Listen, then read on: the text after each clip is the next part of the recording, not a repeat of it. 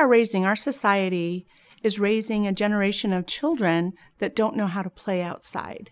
They don't know what to do. They don't know how to roll in the grass or dig for worms or jump in a puddle. They don't know what to do outside because they're constantly plugged into iPads and smartphones and computers and laptops. And research is showing us there's a huge deficit in brain development. So to answer that challenge, nature classrooms are springing up all over the United States. And it was an important core value of our program here that we find a way to reconnect children and their families with the natural world. Outdoor nature classrooms for young children have many, many benefits. One of the things that it's very good for is really academic progress. And I say that one first, not because it's the most important, but because academic progress is something that many people are concerned about. And we know that children who have outdoor experiences, we can actually document the achievement development of those children in the area of social science, reading and writing, and science. All of those areas of achievement are better when children have nature experiences.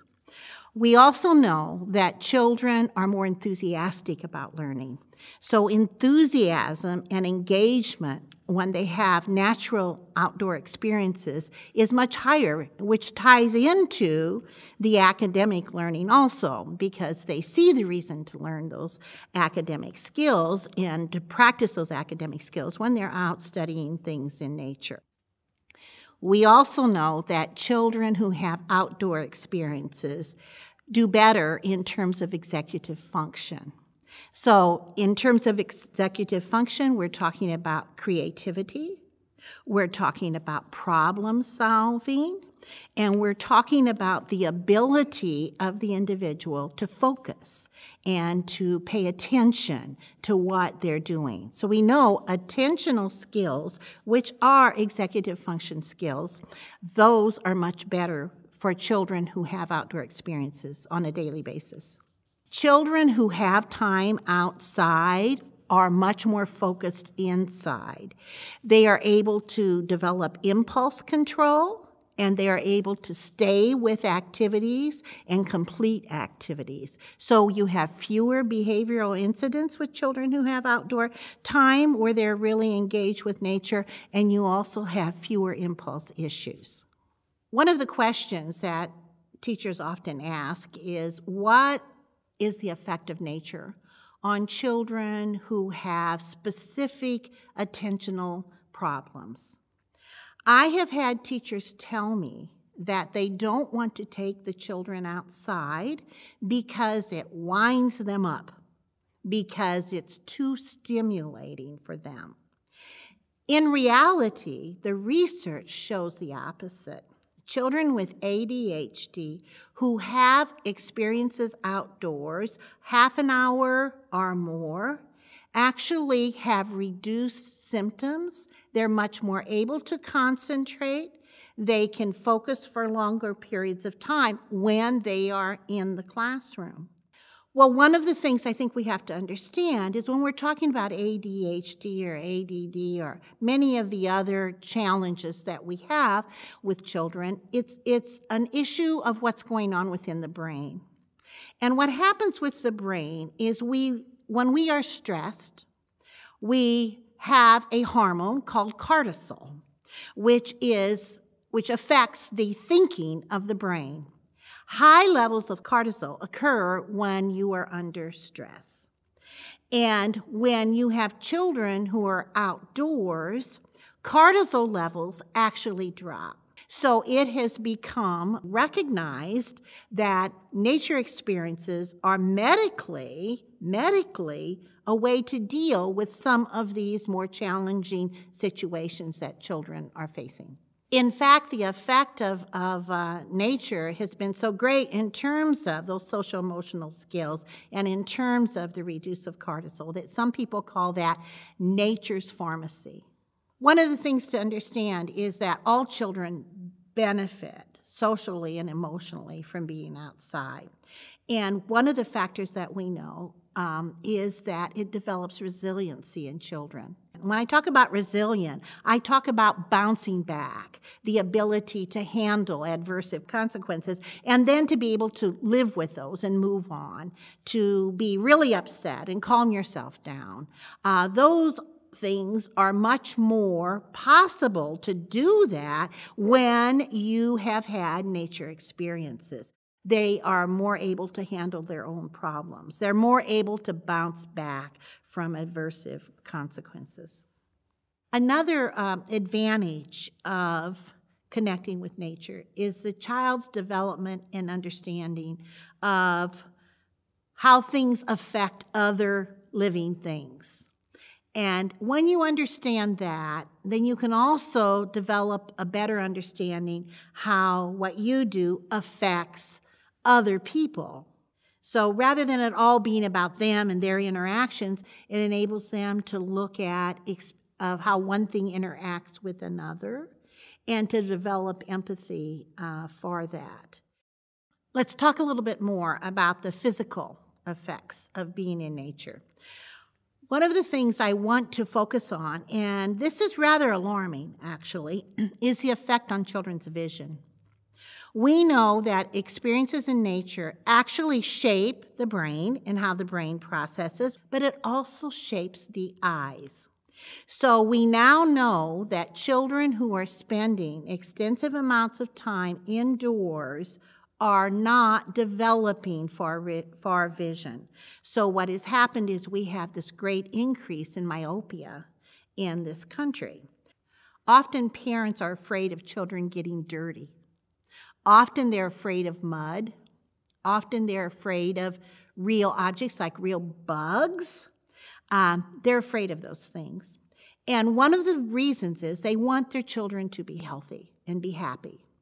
But what we now know is that children who dig in the dirt, children who are out there in the woods, children who are exposed to things such as poison ivy and get over it and other kinds of things like that, that those children, in fact, develop immunity. And their body learns how to handle those experiences. We have, I think, in many ways, gone overboard in protecting our children. For example, at our UPC Discovery, a Nature Explorer classroom, we have some very large pieces of wood and very large pieces of rock, okay? And people will say, well, aren't you afraid that those children will lift that rock and drop it on their toes or something? Okay. So my response to that is children need to have those experiences to learn what they can lift and what they can't lift. They have to be able to climb on things for position in space. They have to be able to move things that are bigger than them. And in the process of doing that, they learn what is safe to do and what is not safe to do. When we first started the Nature Explorer classroom in another school I was working with, I remember the children, when we first went outside, children walking in the woods like this. And they were afraid to touch anything. They were afraid to be out there. After a little time in the Nature Explorer classroom, yes, this became okay. So the building of this courage in children to try something that's hard, to use your body in different ways, it's an important competence that children have. And the more competence children develop, the better they feel about themselves, the better their self-image is. Self-esteem is developed when children build competence and they learn that they can do things well and they can challenge something and be successful at it. And that happens outside.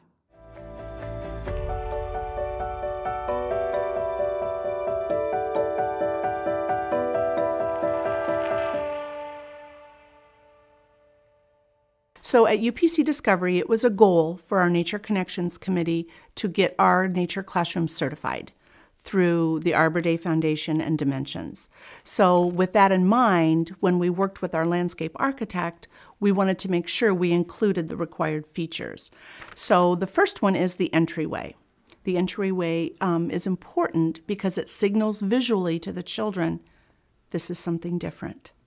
This is not swings and slides. When I go through this pergola or this bridge or whatever your entry feature is, it immediately signals to the children, the play will be different here. This is going to be different. So it's important to have an entry feature. The next feature of the nature classroom is an open area for large muscle activities. It's important that children have a spot, whether it's grass or mulch or whatever ground covering you're going to decide to put there. It's important there's a large enough area for children to have large muscle kinds of activities and play. Here in our nature classroom, they're hills. So when you go outside, you will see big grassy hills. We call them the sledding hills because in the snow, we sled down those hills. That's our open area. One of the other features is messy materials. Messy materials has logs and pieces of wood and buckets and shovels. It's where children get messy. It's where they dig for worms and dig for bugs. It's where they climb on a big log and build a fort underneath the log and a campfire. Lots of pretending, lots of collaborative play happens in messy materials, and of course they get really messy. Another feature of a certified nature classroom is the art area, nature art. It's important to have an area where children are quieter. Their bodies are calmer. They can listen and observe and look around them, and they can represent what they see with clay and paint and drawings. Right beside the nature art is nature music.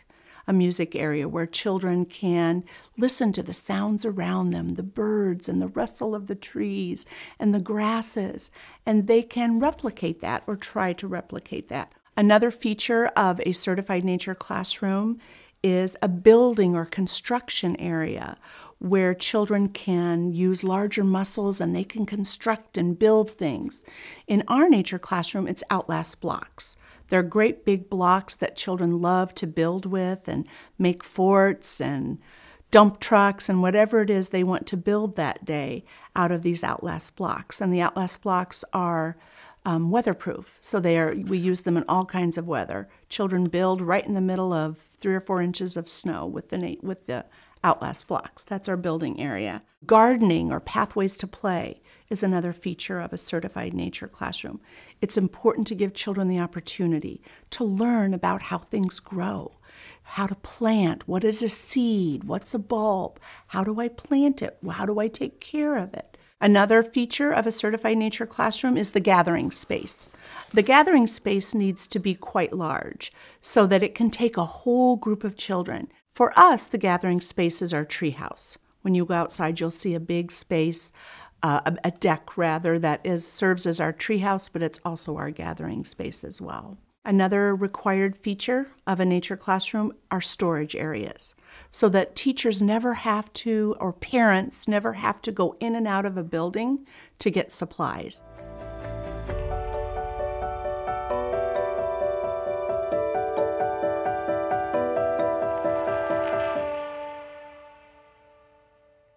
I like to talk about Keller's framework of looking at nature experiences. And if you look at this, you can see that he has 3 different categories. The first category is what he calls vicarious experiences. Vicarious experiences are really just learning about nature. So we have such things as books, we have videos, we have all kinds of things that we bring nature in. So the next category he talks about are indirect experiences. Indirect experiences are those experiences that are prepared in prepared spaces for children to experience nature, that would have maybe wood climbing structures, okay, instead of, the completely man-made. And it would be also like going to a park. is a good example of an indirect experience. And then you have what are called direct contact experiences. And we know that direct contact experiences, they're unstructured. In other words, we don't have a plan exactly what the children are going to do. It's imaginative. Children can make anything they want out of that log. It is totally up to the child to do. And it's also exploratory play. Can I pick this rock up? No, it's too heavy. What can I do if I want to move this? What can I move here to make this structure taller? So that's what we call exploratory play. That happens in actual direct experiences. I think a good example of the effectiveness of the Keller Continua and why it's important to be further to the right and not do just vicarious experiences is in this series of paintings. So I'd like you to look at this painting and tell yourself, what is this a painting of? This painting is a painting of a bumblebee, and it was done by 4-year-old Maddie. And when Maddie did this painting, they had gone on a regular field trip and they had seen some bees. And when they came back, they talked about, not about the field trip, but the fact that they had seen these bees. And the teacher, in response to that, got out some books that had pictures of bees in it. And they looked at the pictures of the bees and they talked about it. And she read some things from that. So she was very responsive to that. And then Maddie went over to the easel and she took the paint and she painted this picture of the bumblebee. Later on, Maddie painted this picture of the bumblebee. How long do you think it was between the first painting of the bumblebee and the second painting of the bumblebee? The answer is 45 minutes. This is the same child, the same art materials. This is no instruction at all in painting or drawing. But one thing happened. The children went outside. They were in their outside playtime. This was after Maddie had painted the first painting. They went outside and they saw a bee. And the teacher caught the bee in a cup, in a glass cup, and brought it in, and they looked at the bee, the real bee, and they watched it.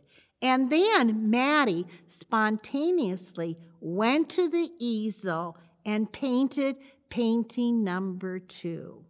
You can see here the effect of direct contact with nature. So I think that teaches us very clearly how you can only get so much information from books, so much information from processing what other people have learned. But when you see it with your own eyes, not only do you learn a lot more, but you are motivated to represent it. When we talk about a Nature Explorer classroom, which is what we have at UPC Discovery, we're talking about something in between indirect experiences and direct experiences. So we maintain it, we have it there, but it's a lot. There's an open-endedness, there's unstructured play. Children are able to manipulate and use different kinds of materials that are all nature-related. But then we also have some area in which our children can go out. They can hike in the woods. They can actually pull things up and look under dead leaves. And this is not a groomed area. Or they can walk in the creek. And they walk in the creek and they put their boots on and they go out there. And that's direct experiences. I think one of the biggest benefits of being in the nature classroom is the chance to explore nature hands-on. They get to actually get into the dirt and pick up the worms that they see or that they see on the sidewalk or watch the birds, rather than just learning about that through a book and just sitting and listening and talking and discussing about it. They've got their hands on, they're watching it, they're feeling it, they're touching it, and really getting involved with it. So we use the nature classroom pretty much on a daily basis. As long as the temperature is above 25 degrees, we take the children outside. In the summer months or the fall months, we're using it with water play. So we've got our waterfall turned on, or we're down at the creek playing in the water. But even on colder days, we still bundle up and get outside for, even if it's just for a matter of 10 minutes, we want to get outside and get that fresh air. I would say one of the biggest benefits would be when we go outside, I notice the language that I hear from the toddlers. They're much more willing to talk and share when we're outside in the nature environment. There's more opportunities for them to explore, and then they naturally ask questions and make comments. And as teachers, we're able to engage them more than versus being in a gymnasium. Some of those process skills with curiosity, I certainly see that when they're digging in the messy materials. Persistence, we have a large log out in our nature classroom, and the children want to climb to the top of that. And so it's fun to watch them keep experimenting and trying to get to the top, and then they're so excited once they actually get up there. I see observation when they're looking at the birds in the bird sanctuary. I see prediction when they're floating leaves down the waterfall. So it's something, you see it all the time when you're outside. So I think they benefit because of the freedom more than anything else that they can explore. There's not really any boundaries. We have rules, obviously, but another example is they were making a teeter-totter out of one of the large poles from messy materials, and they were standing it on a tree stump, and they were all climbing on it. And of course, and then they built it higher and higher, so it was away off the ground. I was getting a little scared, I have to admit, but I was like, nope, you have to hold yourself. Now I'm going to stay back. I'm going to watch it. And they were good. They solved their problems. And I'm glad I didn't step in. Otherwise, they wouldn't have got to that point. I think the nature classroom is really important, and that it gives an outlet for lots of different children. If they're not a child that likes to swing, then maybe they like to go dig and they go to the messy materials area. Or they may enjoy the creative part and like want to go over to the art area and do some drawings or some painting. But it gives a spot for children of all different interests and abilities, a spot where they can go and they can be comfortable and they can be happy.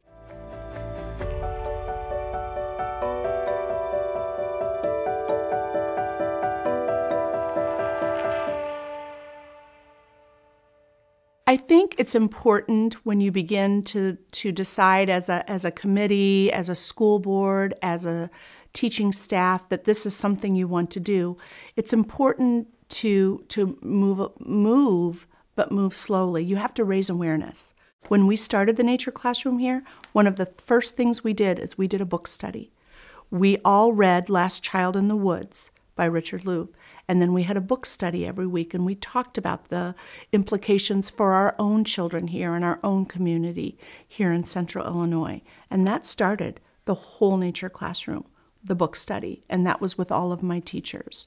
For the parents, during our back-to-school night, we had a whole section on why we want to build a nature classroom. We showed a video called Dirt is Good for the parents and talked to them about why it's so important to let their children get dirty. So it's important to do a lot of parent education. Some of the other steps we took it was really important for us to find a landscape architect that shared our core values for nature classrooms and could kind of envision the nature classroom on our campus. And it was important to us that he integrate the natural surroundings, that we used only rocks and trees and plants that were native to Central Illinois. Of course, fundraising is important as well. We did 2 years of fundraising. We took it baby steps. What you will see today is not what we started with. We started with the trail, building the trail, the pergola, and messy materials. Those were the first areas we did, some of the features that are required of a certified nature classroom. So that's where we started. And every year we added things. Here at UPC Discovery, we also formed a subcommittee of our school board called Nature Connections. And Nature Connections consists of parents in the program, the preschool program, and church members. And they come together as a committee to make decisions and plan and maintain the nature classroom. So those were some of the steps we took.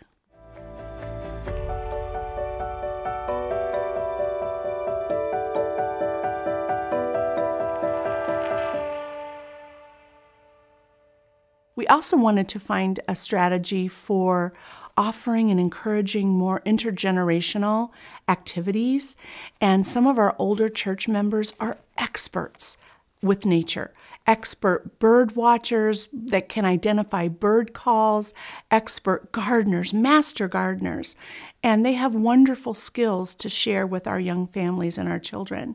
And we wanted to find a way to give them the opportunity to do that. And the nature classroom was a way to do that as well. At UPC, nature rangers are designed to be resource people for the preschool, for the rest of the church, to get people out into our campus. We have 10 plus acres here, and it's just full of interesting trees and plants, and there's animals and birds, and our job is to get people out to see what we have and help them enjoy it.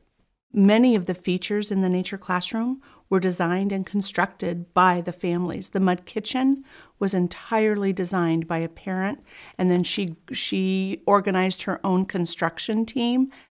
Several other features of our nature classroom, the brick patios underneath our Outlast blocks and our nature art storage shed were designed by a different parent.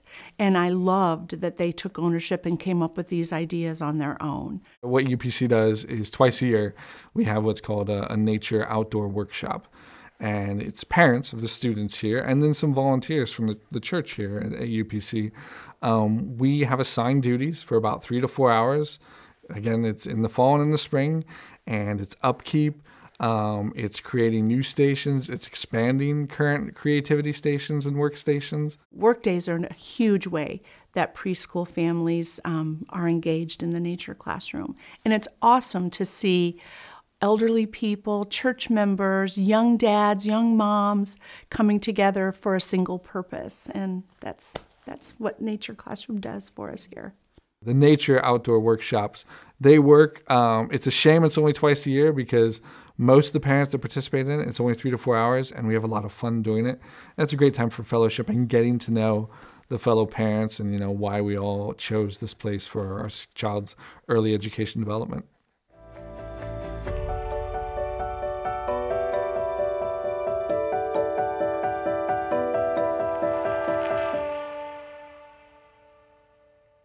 One of the first things I would recommend to any director or principal is go visit other nature classrooms.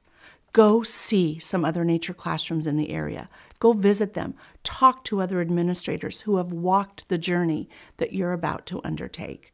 Ask them what were the challenges, what strategies did they use.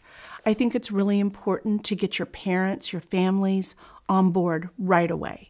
And that's that parent education component that I spoke about before. Get them on board, show them videos, send them books they can read, send them articles about why reconnecting children with nature is so important. Another strategy is to get your teachers on board. Not all teachers love mud. They don't. It makes a mess. Mud is messy. There's no getting around that. So getting your teachers on board with this, getting them to take over ownership of how things are designed, how schedules, what kinds of materials go into the areas in the nature classroom is very important. If you as the administrator make all the decisions, you're going to be the one out there taking care of all the maintenance. You have to involve your staff. The first year, I guess, or the first half year, he was kind of shy about when it came to dirt. In general, we always noticed he'd walk around the puddles, which both my wife and I were outdoors people. We were kind of like, oh, just jump in the puddle. It's cool. You'll be totally fine with that. And he does. So the mud kitchen that they have here on the UPC grounds in the outdoor classroom, he really started getting hands deep in dirt. When we plant flowers or work in the garden, he has no problem now getting his hands down there and grabbing dirt and getting his hands dirty. And he likes to go on hikes. He likes to take friends on hikes. He's all up for a challenge, climbing trees, building things. I mean, we've definitely noticed that. And I do think in large part of it is due to what he's doing at the nature classroom here. And that's the great thing about it, is they're taking these ideas and these concepts and what they've learned here, even at ages 4 and 5, and then when they're outdoors at home or in a park or something like that, they're utilizing and remembering and referencing things that they've learned at such an early age. And I think that's a great benefit. Kellen coming to UPC was probably the best decision we made as parents because of the outdoor nature classroom.